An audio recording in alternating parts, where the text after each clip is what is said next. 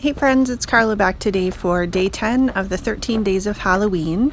This has been such a fun Tuesday and Thursday series to do, and today we're making a layout using the Wild Whisper Halloween Night collection. This is one of their new collections in the shop, and I'm using a sketch. This layout is loosely based on a sketch by the SCT 365 layout class, so that's put out by Scrapbook Cards Today. And they have a layout each month, a double page layout, and you can participate in their challenge by using both or one side of their layout and uploading it to their Facebook group and sharing it there, and they choose a winner each month to win a lovely prize pack. So the sketches are wonderful, and it's just a fun challenge to participate in. So I grabbed this really cool paper by Wild Whisper. You can see the haunted house in the back. And I edged that with some Distress Oxide ink. And because it is a hybrid ink, it will show up on dark and light cardstocks, which is very cool. So I've got another strip of the pattern paper here. And then this strip is a strip that is actually the branding strip on the bottom. And I love that they always have a design on one side of their branding strips. So you get really cool words and pictures that coordinate with the collection. And now I've got these ArtQuest metallic watercolor paints. I've had these for years and years. So I just thought I would pull them out, and I'm using them with some Southern Ridge Trading Company wood veneer, or these are actually chipboard, pieces from their shop. They're an online store based in BC, Canada, and she ships internationally, and they have wonderful wood veneer, chipboard, stencils, and in the top left there you can see one of the little star stencils that is from the shop as well.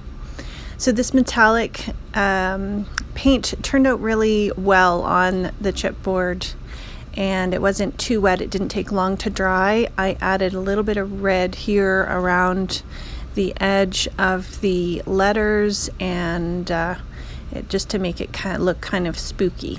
So it has a really nice glimmer to it. You can still see that red very lightly, and there's a look at the other two, the little ghost and the frog that I colored. Now I'm taking 3 smaller pictures. They're sized to 3x4, and I'm just cutting a mat out of some green cardstock that I had. I like using the Project Life app to size my photos. So I will open up the app, which is actually free now, and it is a wonderful app even if you don't use it to make digital scrapbooking. I open up the 4x6 portion of the app, and I upload my photos into it, and I can get different designs or layouts on the 4x6. So these would be 2 3x4 layouts on a 4x6 template, and then I would send those to get printed. And the journaling there was actually done in the app as well. I just used one of the journaling cards and actually wrote my journaling in, which was really nice to just be able to print it. And I used my corner chomper, which is an old but good tool to have. And I'm just taking some Distress Oxide and then some Distress ink around the matted paper that I cut to fit around that journaling, and then I'm just going to add those together. Now I'm taking that star stencil from Southern Ridge Trading Company, and I'm using some Distress Oxide ink and just adding some stars right to the background, and it's going to show up on both the black as well as the ivory cardstock, which is nice, and just give it a subtle star image with that sponge. And now I'm going to glue my photos down, and like I said, I kind of loosely based it on the sketch. The sketch had the 3 papers all across the top, I think it was, and I just turned them to the side and added an extra photo in there. But I think that's the fun thing about starting with a sketch, is that it gives you ideas of where to place your photos, and it just gets you started.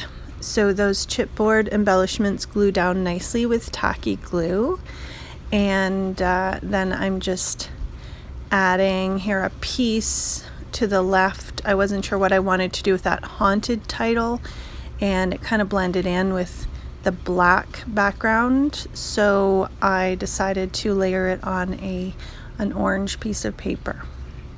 And I've got my little chipboard accents, and now I'm grabbing the thickers. These ones are from American Crafts. They are from Heidi Swap, the Wolf Pack collection. So they have, they're black, and they have some white splotches, kind of like a night sky, starry night sky, and I thought that they went nicely.